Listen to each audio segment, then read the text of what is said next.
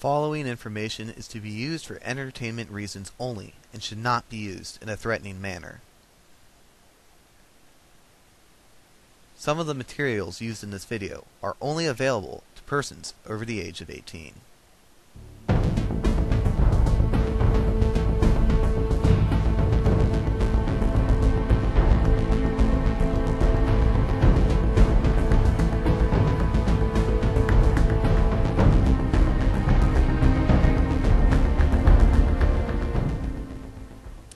Hey, what's up everyone? This is Bold Donut from the Never Regret Clan, and I've gotten so many questions asking me, is there anything else you can show me how to do with this Halo 3 assault rifle? So I decided I'm going to make another tutorial on how to upgrade your assault rifle just to make it a little better.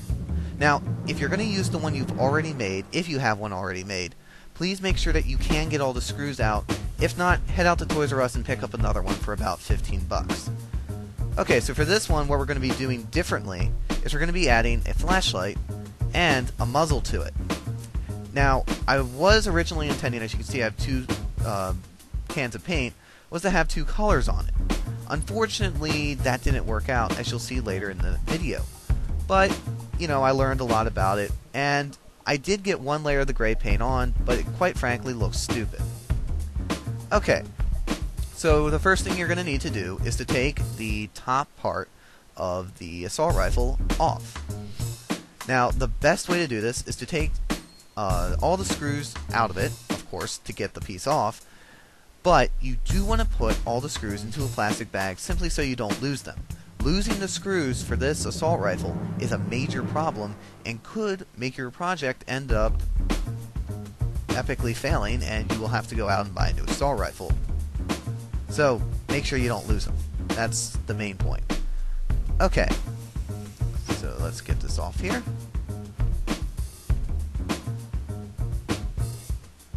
And then it comes right off, all nice and easily. And there's what it looks like on the inside. Okay, so for this one, I'm going to be modifying the flashlight. As you can see, I took a pair of pliers and squeezed at 90-degree angles, and then just simply broke off the plastic screw tip that went in there, and there's a little black piece that'll stick out the front that holds the flashlight together. I simply broke the flashlight and sawed off the ends of the piece there to get the flashlight out and to use it because it held my flashlight, my custom flashlight, perfectly in there. Next thing you're going to need to do is measure out your muzzle. This is a 3/4 of an inch wooden trowel, I believe it's called. I just found it at Home Depot, Lowe's, Sears, they all have them. You want to make the mark at 6 inches, which is the one by my thumb. And you're also going to need to take the orange piece out and cut it so that you can hide it within the assault rifle, because that will hold the muzzle very straight, very tense, so it doesn't move around and jerk around when you're moving the gun around.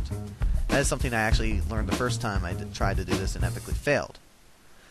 Another thing you'll have to do is for the black piece that you will then screw in the wooden dowel is you need to remove the light bulb from it. That's a main important part. Also, there are a few parts, especially the trigger, that'll come out when you are taking your assault rifle apart. Make sure that you put it back in and that it'll move back and forth. As you can see, I just put the muzzle that's now fully painted in, and it fits just perfectly. So after you put the muzzle back in, it's now time to get ready to fully paint everything. And because you don't need to paint the insides, simply put all the screws back in that you had in your plastic bag. For some of you guys that are overseas and might have some problems getting a hold of some of these assault rifles, try going to toysrus.com or find the link in the description, and they'll be able to send you as many of these things as you could possibly want. They're 15 bucks a pop. That's not including shipping, by the way. So, relatively cheap compared to $400 for a 4/5 one. As you can see, I can just slide my flashlight in. If I do find exactly what model and size my flashlight is, I will post an annotation right now in the video, and there will be a link in the description of the video, so keep an eye out for that. The next step that I'm going to be doing for building the assault rifle is to take those stickers off and to make sure that the top part is covered up so that I can paint it gray. However, as you saw in the end, that's not true. It didn't work out that way. So to get the sticker off, anyways, get a thing called Gooby-Gon, or you can simply peel it off and then use Gooby-Gon, which will completely remove all the stickiness that's on it and makes it just makes it much easier to paint, and you won't have the paint sticking to the sticky stuff and then having the paint fall off with the sticky stuff once it gets old.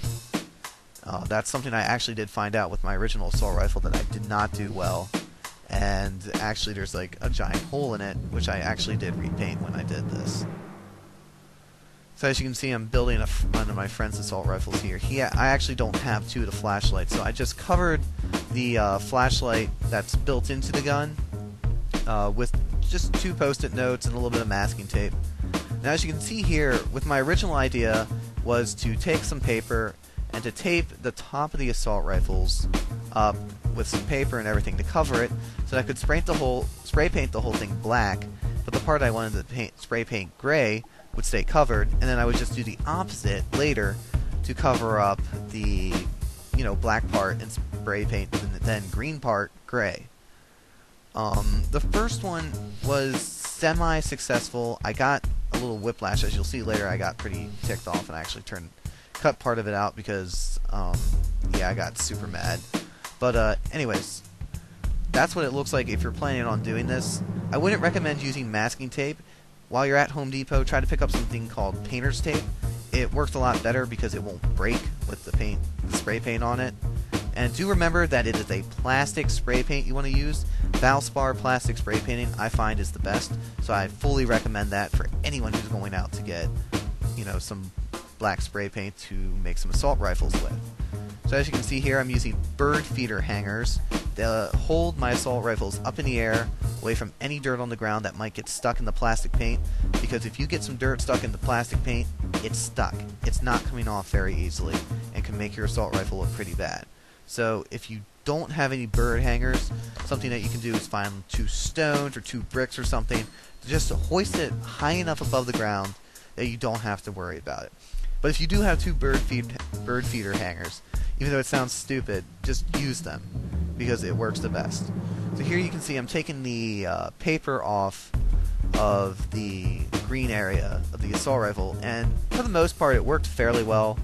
I screwed up covering one of the areas. The tape fell off and I didn't realize it on both of them, so there was like a little black V area, but in general it was just a small area that I was able to cover up with the gray. But in the end, the gray paint, even though it did look a little interesting, I personally have a preference for all black, so I just decided to spray paint the whole thing all black, which is why in the end you saw it as all black. So here I am covering up the black area.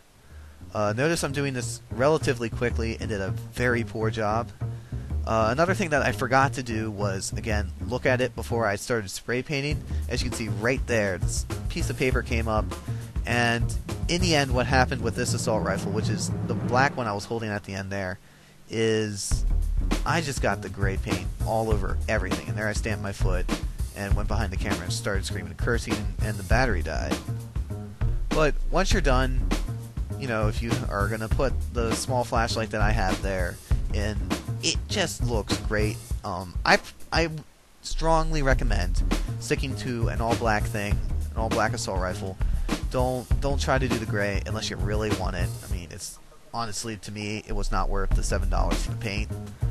But if you have any questions about this, feel free to message me. I'm sorry if this tutorial wasn't quite clear enough. If you also look in the description, you will find a link to the post where I saw a guy who opened his assault rifle up, has some great pictures of what he did, and you can copy him like I did. Just for you people that are going to be sending me questions, the whole project for me set me back $55. That's with 3 cans of spray paint and everything, the 2 assault rifles and the drow. The drow was like $2, the assault rifles are $15. It's a fairly cheap thing, so don't have to worry about price too much. Anyways, this is Bold Donut from the Never Regret Clan saying, peace out, guys.